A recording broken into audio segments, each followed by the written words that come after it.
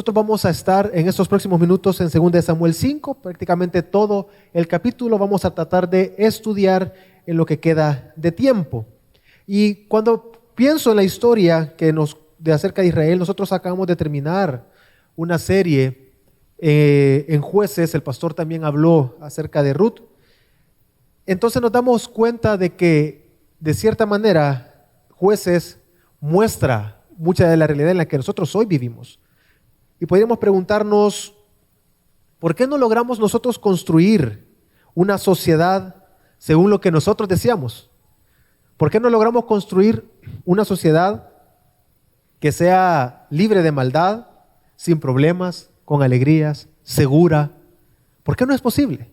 Y si vemos en la historia de la humanidad, nadie ha logrado una sociedad que realmente sea perfecta, que sea la sociedad soñada.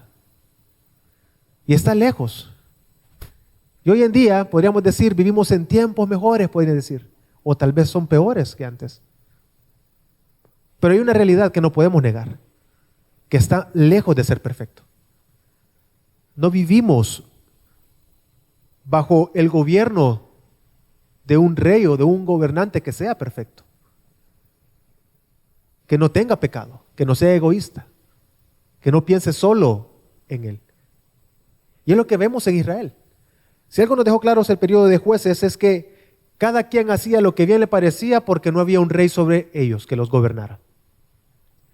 Y cada uno iba haciendo lo que bien quería en su corazón, se dirigía y su vida era dirigida por el deseo de su corazón. Después el libro de Samuel nos cuenta de que avanzado el tiempo de los jueces, apareció Samuel, Dios levantó a un profeta que también es juez sobre Israel, fue juez sobre Israel. Y ante la amenaza de los filisteos, se asustaron, entonces vienen, se acercan a Samuel y le dicen, tú ya eres mayor de edad, has avanzado en edad, y tus hijos no siguen tus pasos. Entonces, cuando tú mueras, ¿quién nos va a dirigir? Danos un rey. Y la historia cuenta de que Samuel se acerca a Dios y molesto, Dios le contesta, no te preocupes, ellos no te rechazaron a ti, Samuel, me rechazaron a mí. Y Dios en su misericordia viene y les da un rey. Les da el rey que ellos estaban pidiendo. Entonces Dios les entregó a Saúl. Saúl vino a ser rey sobre el pueblo de Dios. Pero aún así, este rey no fue capaz de dirigir al pueblo, no fue capaz de gobernar correctamente, no fue capaz de pastorear al pueblo de manera correcta. Al contrario, la historia nos cuenta cómo poco a poco él se fue degradando al punto de que dice Dios de que lo rechazó y lo desechó porque fue desobediente y no actuó conforme Dios había ordenado que debía de actuar un rey y no los gobernó como debería de gobernar. Y eso nos lleva al capítulo que estamos acá. El capítulo 5 de 2 de Samuel nos muestra que Dios coloca al rey, a su rey, para que gobierne y que pastoree a su pueblo. Por medio de este rey iba a librarlos al fin de los enemigos. Pero también, por medio de este rey, estableció la ciudad donde todo el pueblo se iba a unir para adorar y disfrutar de la presencia de su Dios. Es por eso que quiero que reflexionemos y que la palabra sea la que nos convenza a cada uno de nosotros de que nosotros estamos ya bajo el gobierno de Cristo Jesús, y vivir bajo el gobierno de Cristo Jesús es tener seguridad de que hemos derrotado y hemos vencido a nuestros enemigos, al pecado, a nuestra carne, al mundo, y que pertenecemos a la ciudad eterna de Dios. Y la historia, lo primero que podemos ver es que vemos al rey que ha sido establecido por Dios. ¿Cómo llegó David al trono? Es una historia bastante larga. Pastor Javier predicaba acerca de Ruth y podíamos ver cómo Dios fue entretejiendo todo para llevar a la descendencia, a los padres que vendrían, que de ellos saldría David como rey. Entonces, toda la historia de David realmente nos muestra la misericordia, la gracia, la soberanía de Dios, que está guiando todo, y su providencia va a hacer que todo lleve al punto donde Dios quiere que todo esté, y que nada podemos evitar nosotros, y lo vamos a ver ahorita. Pero ahí vemos la gracia y la misericordia de Dios. Que hoy usted y yo estamos reunidos este día, siendo edificados a través de la palabra, siendo exhortados a través de la palabra, siendo llevados a ver nuestro propio pecado para adorar y exaltar a nuestro Dios. Pero la historia cuenta de que el pueblo de Dios, ante la amenaza filistea, pide un rey. Dios le da a Saúl, pero Saúl es desechado. Cuando Saúl muere, el reino se divide en dos. Al sur quedó Judá. Al norte quedaron las otras 10 o 11 tribus. Entonces, esa separación provocó lo siguiente. Judá decidió hacer su rey a David. Judá se acerca a David y le dice, sé gobernante sobre nosotros. Así que David fue rey sobre Judá en la ciudad de Hebrón. Pero por el contrario, las otras tribus decidieron rechazar el gobierno de David, del rey que Dios quería establecer sobre ellos. Y dice la historia que el general de Saúl, se llamaba Abner, el general del fallecido rey Saúl, tomó al hijo de Saúl y dijo, este va a ser rey sobre las otras 11 tribus. Y el general lo colocó como rey. Entonces tenemos dos reinos en Israel, el reino del sur y el reino del norte. En el sur David, en el norte la descendencia de Saúl, el hombre se llamaba Isboset. ¿Qué es lo que pasa? Nos damos cuenta que al norte, bajo el gobierno del descendiente de Saúl, todo fue para mal. Isboset comienza a desconfiar de su general, del general que lo había puesto a él como rey. El general se enoja y ya vemos ahí que lo traiciona. Porque Abner dice, ¿cómo te atreves tú a hablar mal en contra de mí? Yo te coloqué en el reino. El reino es tuyo, en otras palabras, el reino es tuyo porque yo te lo di. Así que yo voy a ir y se lo voy a dar a David. Y lo que Dios ha planeado hacer, yo lo voy a cumplir, dice. Algo arrogante. Y la historia lo quita de en medio. Ya vamos a volver a eso. Pero también no solo se queda ahí. Isboset, el hijo de Saúl, desconfiando de su propio general, le tenía miedo, porque era un hombre que dice el texto que se fue fortaleciendo cada vez más. Es decir, tenía el poder. Todos les tenían miedo más a Abner como general que al propio rey. Pero la historia nos cuenta de que el general muere. Es asesinado. Pero no solo termina ahí, sino que el descendiente de Saúl, mientras dormía, fue asesinado por la misma gente de su propia tribu. Podríamos decir, sus familiares lo mataron. Unos benjamitas llegaron y lo mataron a él mientras él dormía, creyendo que habían hecho lo correcto. Y ellos dijeron, vamos a llevarle, como murió el general Abner, y Isboset no nos va a gobernar bien, probablemente lo mataron. Y ellos creyeron que habían hecho bien y fueron donde David. Y David dijo, ¿cómo se atrevieron a levantar su mano en contra de su propio rey? Y los mandó a matar. Y eso nos lleva a los primeros 3 versículos de lo que estamos leyendo. Y quiero que me acompañen a la lectura de 2 de Samuel 5, del 1 al 3. Luego de estas cosas, entonces, cuando ya el reino del norte no se encontraba y no tenía ningún rey que gobernara sobre ellos, no tuvieron más opción de ir a la ciudad de Hebrón a buscar al rey de Judá, al rey del sur, a David, para pedirle gobierna sobre nosotros. Dicen los primeros 3 versículos, entonces todas las tribus de Israel fueron a David en Hebrón y dijeron, henos aquí, hueso tuyo y carne tuya somos.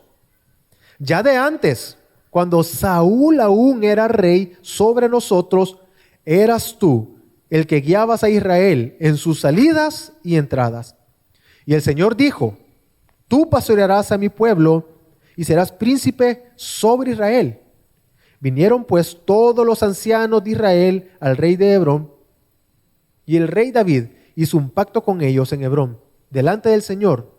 Luego ungieron a David como rey sobre Israel. Hermanos, nosotros podemos ver en todo esto la soberanía de Dios. Cómo Dios es tan misericordioso que estaba quitando todo, absolutamente todo lo que estorbaba a los israelitas para unirse en una sola nación bajo el rey que él quería poner. Abner arrogantemente dijo, yo voy a conseguir lo que Dios ha querido hacer. ¿Qué sucedió? Lo mataron. porque no iba a ser él el que iba a darle el reino a David. ¿Quién es el único que quita y pone reyes? Dios.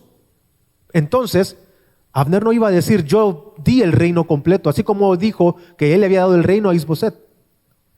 Él no iba a poder decir nunca que él había entregado el reino a David. Lo intentó hacer, pero entendemos que Dios en su soberanía y misericordia quitó esto. Pero David, vemos en la historia que no iba a levantar nunca la mano en contra de sus propios hermanos, en contra de su propio pueblo. Así que él no se levantó nunca a pelear contra Abner, porque entendía, este es un general de mis hermanos que están al norte. No se atrevió y no quiso, teniendo tal vez las habilidades, la fuerza para hacerlo, militar para hacerlo, él no se levantó a quitar al descendiente de Saúl. Al contrario, la historia nos muestra de que él siempre mostró misericordia por la casa de Saúl. Habiendo tenido a Saúl 2 veces la oportunidad de matarlo, no lo hizo. Hoy con sus hijos no lo haría tampoco. ¿Qué fue lo que sucedió? Dios utilizó la maldad de 2 personas para matar a Isboset sin Dios nunca ser culpable, porque él no es culpable de maldad. Cada uno de ellos tomaron sus decisiones y cada uno de ellos iba a tener las consecuencias de sus decisiones por haber matado a su propio rey. Pero vemos ahí la misericordia de Dios quitando todo aquello que estorbaba para unificar todo el reino, porque Dios así lo quería. Y Dios estableció a un solo rey, David, para que los pastoreara, para que los guiara. Y David había entendido de que estaba ahí no por su propia fuerza. Él entendía que estaba ahí porque Dios así lo había establecido. Dice la palabra de Dios ahí mismo en el capítulo 12, versículo 12, del capítulo 5, y comprendió David que el Señor lo había confirmado por rey sobre Israel y que había exaltado su reino por amor a su pueblo Israel. Es decir, David estaba consciente que él estaba ahí no porque él fuera bueno. Cuando se describe por primera vez a David, se describe a un muchacho de buena apariencia. Él no estaba ahí por ser de buena apariencia. Ya Dios había dicho, lo mismo habían dicho de Saúl, que sobresalía sobre todos. Y Dios dijo, ustedes ven de afuera, yo veo el corazón, ustedes ven solamente lo exterior, pero yo realmente veo el corazón. Es que David no estaba ahí simplemente porque era alguien bueno en hacer lo que hacía. Estaba ahí porque Dios lo estableció como rey sobre Israel, por amor a su pueblo, por amor a su pacto. Pero no dejamos a un lado que David todo el tiempo buscaba actuar conforme al corazón, en su corazón actuaba conforme a Dios, a lo que Dios quería, a lo que Dios estaba buscando. Entonces el pueblo de cierta manera terminó reconociendo de que él era el escogido de Dios para poderlos pastorear. Nosotros ahora entendemos la palabra pastorear, la entendemos con cuidado, con protección, con salvación, porque entendemos que el único que es el buen pastor, ¿quién es? Jesús. Y Él es nuestro buen pastor. Entonces entendemos, Jesús es mi buen pastor. ¿Y a qué me refiero? ¿A qué nos referimos? A que Él nos salva, a que Él nos protege, a que Él nos provee, a que Él nos guía, a que Él derrota a nuestros enemigos. Él va delante nuestro para protegernos y podemos refugiarnos siempre en Él. Pero para ellos en ese momento probablemente no lo lograban entender así. Ellos miraban a David y esta profecía que ellos dijeron, Dios dijo de ti, David, de que tú nos ibas a pastorear. Probablemente ellos lo entendían al oficio de David. Porque un muchacho pequeño de una ciudad pequeña salió de Belén, quien era pastor de ovejas, vino a ser el rey de toda una nación y no cualquier rey. El rey que Dios puso ahí y que marcó una diferencia para todo Israel. Ya lo vamos a ver.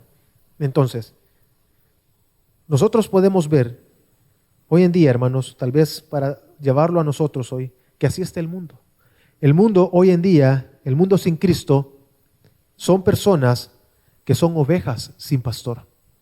Jesús mismo dijo cuando estaba desarrollando su ministerio, Jesús vio a la muchedumbre, vio a la multitud y Él tuvo gran compasión de ellos, porque vio en cada uno de ellos, ellos son personas como que fueran ovejas sin pastor.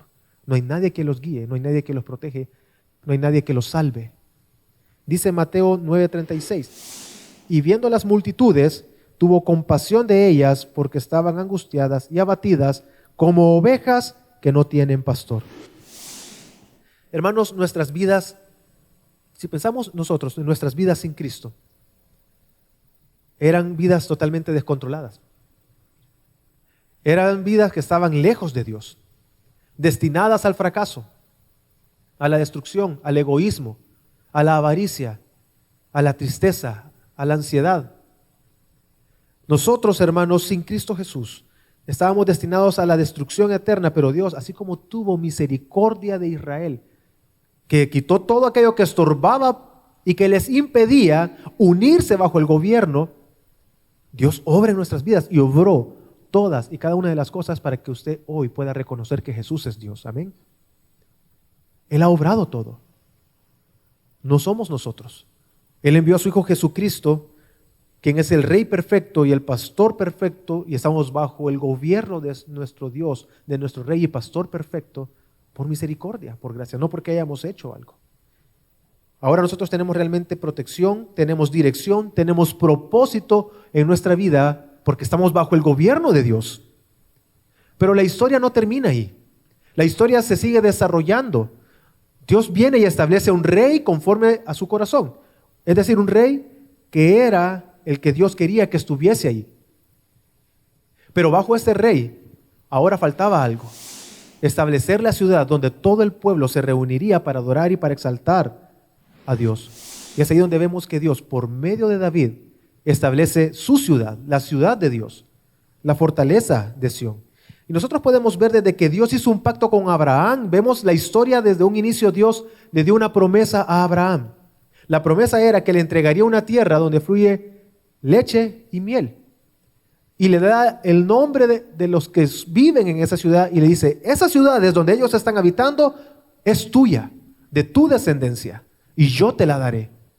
Dice Génesis 15, 18 al 21, a tu descendencia he dado esta tierra, desde el río de Egipto hasta el río grande, el río Éufrates, los eneos, los ceneseos, los cadmoneos, los hititas, los fereceos, los refaitas, los amorreos, los cananeos, los gergeseos y los jebuseos. Cada una de estas tribus, podríamos decir, cada una de estas naciones o ciudades iban a ser entregadas a Israel. ¿Qué es lo que sucede? Dice que una vez David es declarado rey sobre todo Israel, él pudo haber decidido gobernar en Hebrón. Era una ciudad importante porque era de donde venía Abraham, así que perfectamente podía haber sido la ciudad para gobernar todo el pueblo, pero él no hizo eso. Entendemos que fue guiado por Dios a esto. Él tomó a todos sus hombres y se dirigió hacia Jerusalén. Jerusalén es una tierra que no había sido completamente conquistada. En periodo de jueces, nosotros vemos que Josué, y al final de la vida de Josué, intentó conquistar a Jerusalén. ¿Quiénes moraban ahí? Los jebuseos. Y es el último nombre mencionado en el pacto con Abraham. Es decir, que los jebuseos aún no habían sido entregados a ellos. Los jebuseos aún vivían en la fortaleza de Sión. Y pensemos en Jerusalén como un lugar donde su fortaleza estaba en la parte alta. Al estar a la parte alta, digamos, del monte o de la montaña, al estar en la parte alta era muy difícil conquistarla. Así que Josué intentó conquistarla, pero no pudo completar la conquista. Fue una conquista parcial. Luego de la muerte de Josué, Judá pregunta, bueno, ¿quién va a ir? ¿O quiénes van a ir? Que vaya Judá, dice. Y Judá intenta conquistarla y no puede conquistarla por completo. Así que era una ciudad que no había sido completamente conquistada. La fortaleza no había sido derribada. Así que los jebuseos vienen y cuando ven a David con todo su ejército, ellos se burlan. Y ellos dicen, hasta los cojos y los ciegos van a ser suficientes para detenerte a ti. Claro, ellos se entendían con valor, porque habían intentado conquistarlos y no habían podido. Así que ellos dijeron, bueno, hasta los más débiles van a poder expulsarte, van a ser suficientes, tú no vas a poder entrar. Pero nos dice el versículo 7 de 2 Samuel 5, no obstante, David conquistó la fortaleza de Sión, es decir, la ciudad de David. Se encontraban ahora bajo el gobierno del rey que Dios había establecido y en la ciudad que Dios había establecido. Y creo que todos entendemos, hermanos, que en todo esto nos está enseñando el texto que el que puso todo en orden fue Dios. Dice el versículo 10, David se engrandecía cada vez más, porque el Señor, Dios de los ejércitos, estaba con él. ¿Por qué pudo David conquistar esto? ¿Por qué David pudo traer paz y unidad a toda la nación? ¿Era por su astucia? ¿Era por su inteligencia militar? Dios estaba con él. No hay duda, si nosotros vemos y estudiamos la historia tanto de Saúl, del periodo de jueces y el periodo de David, pues nosotros podemos ver de que David tuvo cierta estrategia a seguir. Él unificó el reino. De una manera, si vemos una perspectiva política, él unificó el reino de esa manera. De manera militar también lo hizo. Es decir, él siguió ciertas estrategias. Pero por más que hubiese intentado, si Dios no estaba con él, no hubiese podido. Entonces, ¿quién hizo todo esto? Es Dios. Es Dios quien colocó a David en el lugar correcto, lo hizo derrotar a los enemigos y conquistar la ciudad de Jerusalén. Pero Jerusalén creo que entendemos que no es una ciudad más, hermanos. En la historia bíblica, Jerusalén tiene una gran relevancia tanto para Israel como para nosotros hoy. Es una ciudad que si la pensamos bien nos trae consuelo. Más adelante, al siguiente capítulo, una vez que David había conquistado Jerusalén, él decidió traer el arca que había sido robada y había sido olvidada el arca. David dijo, no es posible, voy a traer el arca porque la presencia de Dios tiene que estar en medio nuestro. Así que Jerusalén, la fortaleza de Sión, vino a ser el lugar de adoración donde todo el pueblo se centraba y se unía para poder adorar a Dios, porque ahí estaba la presencia de Dios. Y nos dice, 2 Samuel 6:12, entonces David fue y con alegría hizo subir el arca de Dios de la casa de Obed-Edom a la ciudad de David, que entendemos que es la fortaleza de Sión. De manera que Jerusalén, hermanos, se vuelve el centro de la adoración. Que cuando Israel fue llevado al destierro, ellos cantaban y recordaban a Sión. Ellos pensaban en toda su nación, pero ellos pensaban específicamente en Sión. ¿Pero por qué pensaban en Sión? Porque ahí moraba la presencia de Dios. Dios había establecido que el arca fuese llevado ahí, y a donde estaba el arca, ahí estaba la presencia de Dios. Así que Sión representaba para ellos salvación, perdón de pecados, protección, seguridad, dirección, prosperidad, porque estaba ahí Dios. Entonces Jerusalén no era cualquier ciudad. Dios en su eterna misericordia, aquella promesa que dio a Abraham, la estaba cumpliendo ahora con el rey que él había establecido. Ahora el pueblo estaba viviendo bajo el gobierno del rey que Dios había establecido, siendo pastoreados por el rey que Dios había establecido, pero en la ciudad que Dios quería establecer para ellos, como una ciudad de protección. Y hasta el día de hoy, nosotros podemos entender que eso trasciende más allá de algo terrenal. Sión y Jerusalén para nosotros también trae consuelo. Hay un autor llamado John Newton. Él escribió un himno que se llama Sublime Gracia. Creo que todos conocemos Sublime Gracia, hermanos. ¿Amén? ¿Sí? Ok. Sublime Gracia la cantamos en nuestra iglesia. Es tal vez la canción más famosa que se conoce acerca de John Newton, pero él escribió otra canción que creo que refleja lo que es para nosotros Sión, Jerusalén, la nueva Jerusalén. Y él escribió un himno basado en el Salmo 87 que se llama Se dicen cosas gloriosas de ti. Y voy a leer solo el verso 1 que dice de la siguiente manera: cosas gloriosas se dicen de ti, ciudad Sión de nuestro Dios, cuya palabra no puede ser quebrantada. Él te formó como su morada, sobre la roca de los siglos fundada. ¿Qué puede sacudir tu reposo seguro, rodeada de muros de salvación? Puedes sonreír ante todos tus enemigos. Él estaba viendo algo aquí. John Newton era un hombre que fue esclavista. Él se dedicó a la trata de personas. Él comerciaba con esclavos. Él cuenta en su testimonio que con el paso de los años él conoció a Dios y él pudo experimentar la sublime gracia de Dios, lo que lo llevó a escribir ese himno. Porque él dice, ¿cómo es posible que Dios se haya apiadado de mí, tan pecador y perverso que soy? ¿Cuántos han tenido ese sentimiento, hermanos? Somos pecadores y Dios nos salvó y vemos la gracia de Dios. Si nosotros vemos a nuestro alrededor y pensamos en nuestras vidas, entre nosotros hay mentirosos, traidores. Hay personas que piensan o que pensábamos constantemente el mal, en hacer el mal, nos gozábamos en la maldad. Pero Dios en su misericordia y gracia nos salvó y hemos experimentado su gracia. Pero no solamente nos salvó, ahora Dios nos dio una ciudadanía, una nueva ciudadanía. Ahora nosotros no pertenecemos a este mundo. Nuestra ciudadanía, ¿dónde está, hermanos? En el cielo. Y esperamos que venga nuestro Señor y Salvador para nosotros entrar a ese reino eterno, a la ciudad eterna de Dios, que entendemos como la Nueva Jerusalén. Por eso Sión para nosotros, hermanos, no solamente representa físicamente el lugar donde Dios estableció su reino, sino también el lugar eterno que nosotros esperamos para obtener el descanso eterno, donde no habrá dolor, no habrá muerte, no habrá más llanto. Y nosotros esperamos eso, pertenecemos ya a la ciudad de nuestro Dios, esa ciudad eterna. Y es lo que John Newton vio. Él vio y experimentó la salvación y él dijo, yo espero esa ciudad eterna. Y quiero leer el Salmo 87, hermanos, que creo que muestra donde él se inspiró, y dice el Salmo 87 de la siguiente manera. El Salmo 87 dice, hablando de la ciudad de Sión: en los montes santos están tus cimientos. El Señor ama a las puertas de Sión, más que todas las otras moradas de Jacob.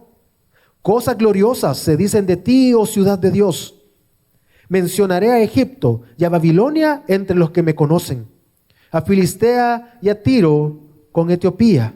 De sus moradores se dirá, este nació allí, pero de Sión se dirá, este y aquel nacieron en ella, y el Altísimo mismo la establecerá.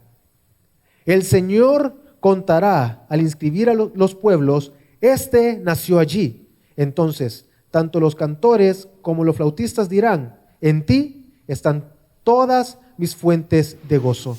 Lo que está diciendo el Salmo es que de todos los moradores de la tierra, de entre todos nosotros, Dios va a decir, este nació allí. Usted nació allí. Usted nació en la ciudad de Dios.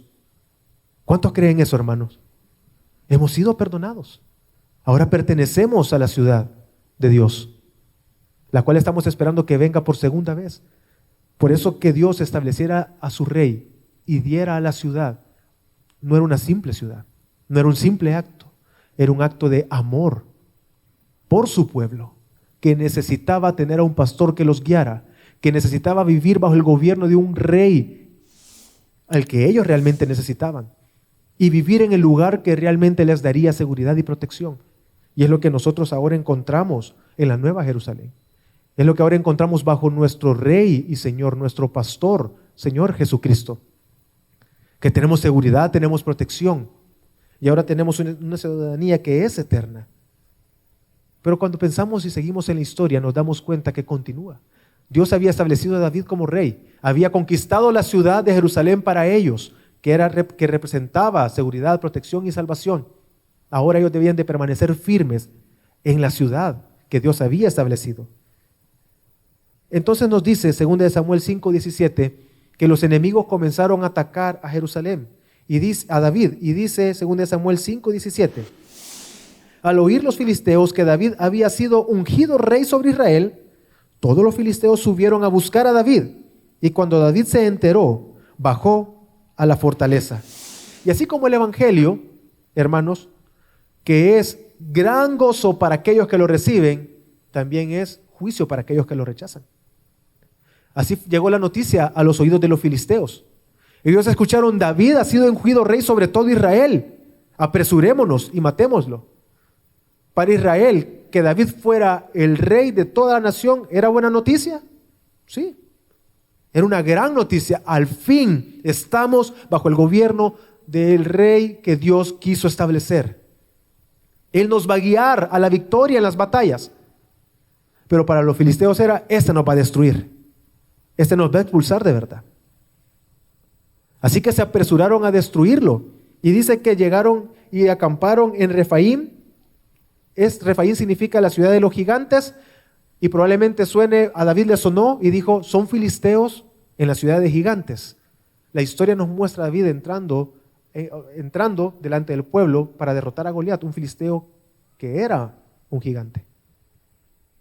Pero ¿qué hizo David ante la amenaza? Pensemos, David había derribado y había conquistado la fortaleza de Sión, una fortaleza que nadie había podido conquistar y que vemos en la historia siglos después, años y cientos de años después, una lucha constantemente por conquistar Jerusalén. Y hasta el día de hoy es una ciudad importante para diferentes naciones. David tenía la estrategia militar, probablemente la fuerza militar, pero David hizo lo que todos nosotros debemos hacer: consultar a Dios. Cuando los filisteos acampan en contra de él, David se dirige a consultar a Dios. Señor, Dios, ¿voy a salir yo a pelear contra estos? Y Dios le dice, sí, sal, te los he entregado en tus manos. Así que David sale, pelea contra los filisteos y los derrota a todos. Y los filisteos, huyendo despavoridos, abandonaron a sus dioses, y los hombres de David lo tomaron. Nos dice el versículo 21, esto, dice, abandonaron allí a sus ídolos, y David y sus hombres se los llevaron. Entonces, Dios entregó a los enemigos en las manos de David. Los filisteos, antes de que Saúl fuese coronado rey, ellos derrotaron a los filisteos, raptaron el arca y la llevaron delante de su dios Dagón. ¿Por qué? Porque para ellos representaba victoria. Para ellos era decir, ok, ven, aquí tengo el arca de los judíos. Ese es el Dios de los judíos, ahí está, delante de mi Dios. Así que derroté a Dios. La historia nos cuenta que solo el arca derrotó, sin mano humana, derrotó a los filisteos, porque se enfermaron y ellos estaban muriendo solo porque ellos creían que tenían derrotado a Dios. Dios los destruyó a todos sin utilizar a ni una sola persona. Entonces, para ellos significaba una derrota el hecho de captar o tomar a los dioses. Entonces ellos, al ser derrotados por David, ellos huyeron. ¿Y David qué hizo? Tomó los dioses. En señal podíamos entender de que de victoria. Destruyó a los enemigos y destruyó a los dioses falsos. No para adorarlos, los fue a destruir. Entendemos. El texto no nos lo dice, pero por cómo continúa la historia, David no lo llevó en ese momento a una idolatría y durante su vida no lo llevó a idolatría. Pero los filisteos, tercos como no hay otros, volvieron a intentar y se volvieron a reunir, nos cuenta la historia, y volvieron a acampar en contra de Israel. Y David, una vez más, consultó a Dios. Señor, Dios, ¿vuelvo a atacar a estos? Y Dios le dice, sí, pero no vayas directamente. Ahora tú los vas a bordear y vas a llegar por otro lado. Probablemente el número era mayor y no iban a poder dar un choque o pelear de frente, sino que Dios le dijo, vas a hacer esto. Y el texto es enfático en decirnos, o es claro en decirnos, que David obedeció a Dios y obtuvo la victoria. Y el relato termina diciendo, y menciona regiones, lo que nos da a entender de que Dios a través de David no solamente le dio la ciudad prometida, donde Dios iba a poner su morada para que ellos le adorasen, sino que también derrotó a todos los enemigos y los expulsó a todos los enemigos. Entonces nosotros podemos ver, hermanos, que de igual manera hoy estamos disfrutando del gobierno de Dios. Que nosotros, si bien es cierto, hemos recibido perdón de pecados, nosotros estamos bajo la dependencia de Dios. Nosotros disfrutamos de una victoria sobre nuestros enemigos. ¿Cuáles son esos enemigos? Nuestra propia carne, el mundo y Satanás. ¿O no pelea usted contra su propia carne? ¿No pelea contra sus propios pensamientos usted? ¿No tiene pensamientos de los cuales usted se avergüenza? ¿No pelea en contra del mundo? ¿No está peleando en contra de Satanás? De no ser así, probablemente entonces no es hijo de Dios. Porque se siente cómodo con su pecado, con el mundo, con la ideología del mundo, con lo que se cree en el mundo. Y si está cómodo, hermano, amigo, debe de arrepentirse y entregar su vida a Cristo. De igual manera, nosotros ahora pertenecemos al pueblo de Dios, pero no quiere decir que no estamos bajo asedio de nuestros enemigos. Y en Dios tenemos la seguridad que los hemos vencido. Vivimos en libertad, pero en total dependencia de Dios. Así que ante las diversas circunstancias, hermanos, mi pregunta a usted es la siguiente. ¿Usted consulta a Dios? ¿Usted ora a Dios? Ante la tentación, ante la duda, ante la traición, ante las circunstancias cotidianas tan simples de tomar una decisión. ¿Qué voy a hacer? ¿Qué voy a estudiar? ¿Con quién me voy a casar? ¿A dónde voy a vivir? ¿Dónde puedo trabajar? En todas, hasta las cosas más complejas, ¿Consultamos a Dios? ¿Buscamos la dirección de Dios a través de su palabra, a través de la oración? Hermanos, Santiago dice de que si usted tiene duda y necesita sabiduría, ¿a quién se la va a pedir? A Dios. Así que si alguno tiene falta de sabiduría, pídasela a Dios porque Él la dará y Él no las va a dar y no con medida. Pero también Santiago dice que Satanás está como león ¿qué? Rugiente, viendo a quién devorar. Entonces encontramos a David en la ciudad, en la fortaleza, y los enemigos cuando vieron eso, ¿qué hicieron? Tenemos que intentar destruir a este. Este nos va a destruir a nosotros. De igual manera, Satanás ahora nos está atacando. Y mientras más busca usted de Dios, mientras más usted camina hacia Cristo, hacia la palabra, más oposición va a tener. Mientras más usted se entregue a discipularse, a entregarse para servir más, involucrarse más en la iglesia, lo más seguro es que usted va a tener una mayor oposición. Pero usted va a confiar ¿en quién? En Dios. ¿A quién va a consultar? A Dios. ¿A quién va a buscar en oración? A Dios. Porque tenemos libertad, pero dependemos de nuestro Dios y Salvador. Entonces, ¿cómo es esto posible? Y lo vemos que es una realidad en Cristo Jesús. Hay algo que he obviado en la historia de David que nos cuenta en esta porción. Nosotros vemos en David algo que, si bien es cierto, es el rey que Dios estableció, lejos estaba de él ser perfecto. La historia nos cuenta algo, nos cuenta en la porción que hemos leído, de cuando David fue escogido rey sobre Hebrón, él tomó mujeres y concubinas y tuvo muchos hijos. ¿Qué quiere decir eso? ¿O qué era eso? De cierta manera una estrategia política o militar, podríamos también decir, donde él, a través de tener matrimonios con mujeres, él podía llegar a establecer más o afianzar o afirmar más su gobierno. Pero la pregunta es, ¿acaso no bastaba con que Dios lo deseara? ¿Acaso no era suficiente que Dios así lo hubiese establecido? ¿Cómo sabemos que es un error? Lo entendemos. Ya lo voy a explicar. Cuando vuelve después y llegan y le vuelven rey sobre todo, él llega a Jerusalén. Y el texto nos dice que una vez llegó en Jerusalén, estamos citando el texto, en el orden en el que el texto nos lo dice. Conquistó, llegó y ¿qué hizo? Tomó mujeres y concubinas con las cuales tuvo muchos hijos. Porque estaba buscando afianzar su reino. ¿Acaso no bastaba con que Dios lo hiciera? ¿Cómo lo entendemos? Lo podemos confirmar en la historia bíblica, nos lo muestra. Vuelvo un poquito atrás en la historia. Cuando el descendiente de Saúl acusó a su general de traición, la acusación fue la siguiente. Le dijo, Abner, ¿por qué tú te acercaste y tratas de tomar a la concubina de mi padre? Eso es todo lo que dice el texto. Abner intentó, era la acusación, ¿por qué tú quieres tomar a la concubina de mi padre? ¿Cuál fue la respuesta de Abner? La respuesta de Abner fue la siguiente, quiere decir de que eso es lo que significaba. Le dice a Abner, ¿cómo es posible que tú creas que te quiero quitar el reino? ¿Acaso yo soy un perro de David o de Israel o de Judá? Como diciendo, tú me estás acusando de traición, de espionaje, de estar unido a Judá y de que te quiero quitar el reino. Solo porque le dijo, ¿por qué te acercas a la mujer, a la concubina de mi padre? ¿Qué nos hace entender eso? Que era una estrategia militar para afianzar el reino, para tomar un reino. ¿Acaso a David no le bastaba con que Dios así lo quería? Que tuvo que dudar y tomar muchas mujeres y tener muchos hijos. Es que David no era el rey perfecto, no era el rey prometido, no era el pastor perfecto, el rey prometido. Eso lo vemos únicamente en Cristo Jesús. Y así como nosotros podemos ver esto, precisamente fue la semilla. Dios mostró misericordia por David, porque en Jerusalén le nació Salomón. Salomón fue quien heredó el reino y que aún avanzó más en la prosperidad del reino, porque él sí construyó el templo para Dios. Pero la semilla estaba ahí. Así como su padre tomó muchas mujeres, así Salomón tomó muchas mujeres. Y sus muchas mujeres lo llevaron a la idolatría, y la idolatría lo llevó a perder el reino, y el reino una vez más se dividió en dos. Al norte, las tribus que se alejaron del rey, y al sur solo quedó Judá. Los del norte fueron totalmente desechados por Dios, por su rebelión.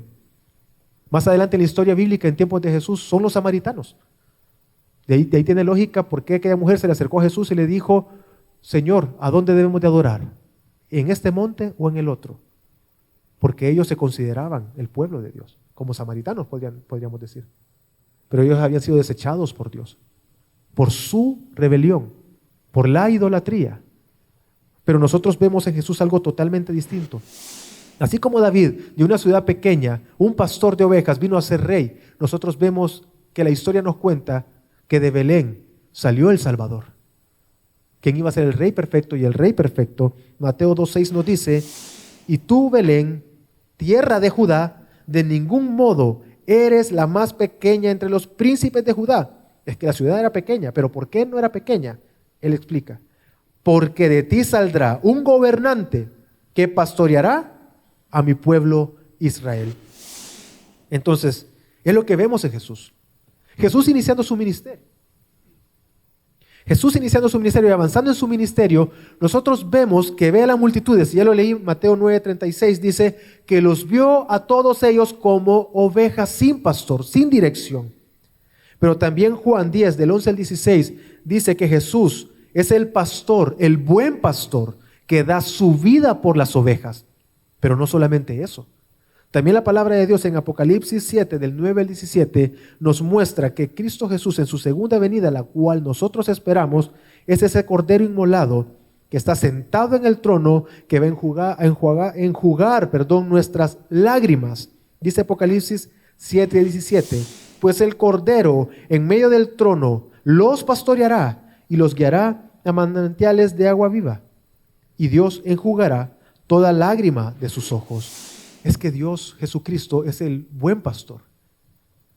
Es el verdadero Rey eterno, que da su vida por las ovejas, por nosotros, para que nosotros podamos formar parte de su ciudad eterna y esperar que Él venga como el Cordero inmolado para limpiar y enjugar nuestras lágrimas, para librarnos del dolor, para consolarnos, para pastorearnos, para guiarnos y al fin entrar en gloria eterna con nuestro Dios, libres completamente del pecado.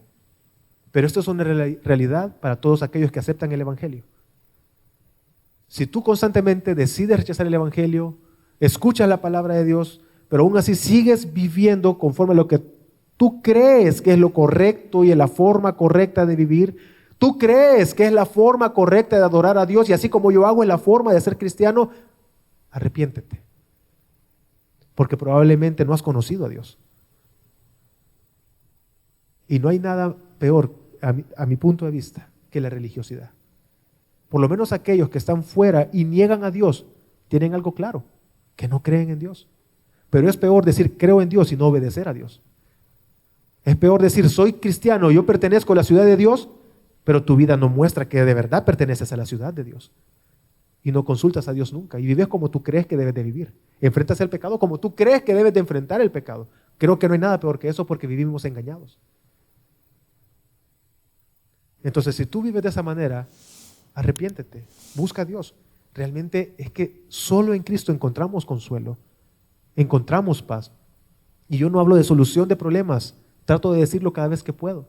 No estoy hablando de la solución de tus problemas, estoy hablando realmente de una solución real, que es tu corazón, que encuentre paz, consuelo de la angustia, de la ansiedad, que no puedes conciliar el sueño, que pasas preocupado, que tienes dificultades, no sabes cómo tratar con la traición. Solamente en Cristo vas a encontrar consuelo real. Es que más importante que solucionar el problema es que tu corazón encuentre paz en Cristo. Y aquellos que hemos creído en Dios, Lucas 6, 46 al 49, no lo leeré todo, hace una pregunta a cada uno de nosotros. Dice, ¿y por qué me llamáis Señor, Señor, y no hacéis lo que yo os digo? Lo que yo digo. Y es lo que les trato de decir a su momento. Llamamos a Dios nuestro pastor, pero no lo consultamos, no lo buscamos, no lo queremos. Hermano, ¿estás dejando que Dios pastoree tu vida? ¿Estás dejando que Jesús gobierne tu vida? Los cristianos edificamos en Cristo. Este relato de Lucas 6, 46 al 49, Jesús está diciendo dos cosas. Dice, hay dos formas de edificar. Uno, en la roca, cavas hondo, llegas a la roca, edificas para cuando venga la tormenta, la tempestad, las dificultades, tu casa no se derribe. O vas a edificar sobre la arena, que cuando vengan las tempestades, los problemas, las dificultades, tu casa se va a derribar. Porque construiste sobre la arena. Entonces, ¿el cristiano cómo edifica? ¿Sobre la roca que es Cristo o sobre la arena? Sobre la roca. Entonces, vuelve la pregunta inicial. Si llamamos a Jesús Señor, Señor, ¿le obedecemos? ¿Buscamos obedecerle a Él? ¿Consultamos a Dios todo el tiempo? Pero también, hermanos, quiero invitarte a que tú puedas mantener intacta tu fe en la ciudad prometida. Que tu fe no desfallezca, porque es una promesa real. La palabra de Dios, toda la palabra de Dios, hermanos, vemos que es una promesa cumplimiento. Podemos verla, de cierta manera podemos verla así, donde Dios ha prometido un Salvador y lo cumplió en Cristo. Pero también ha prometido una ciudad eterna, la cual es cierto y vendrá por segunda vez. Entraremos a un cielo nuevo y una tierra nueva, porque nuestra ciudadanía no es de este mundo. Y encontramos consuelo en eso. Al fin tú vas a descansar del dolor, de las enfermedades. Al fin entraremos en gloria eterna y vamos a encontrarnos con todos y cada uno de aquellos que murieron unidos a Cristo. Porque ellos han encontrado descanso eterno. Y es lo que nosotros anhelamos. Guardamos nuestra fe por nuestro Dios para contemplar a nuestro Dios. Pero también Dios nos da la esperanza de que nos vamos a encontrar un día con todos aquellos que son nuestros hermanos para gloria eterna. Por eso, hermanos, mi invitación a ti es que entiendas que bajo el gobierno de Jesús tienes realmente la seguridad de que has vencido al pecado y de que perteneces al reino eterno. ¿Cuántos creen esto, hermanos? Oremos.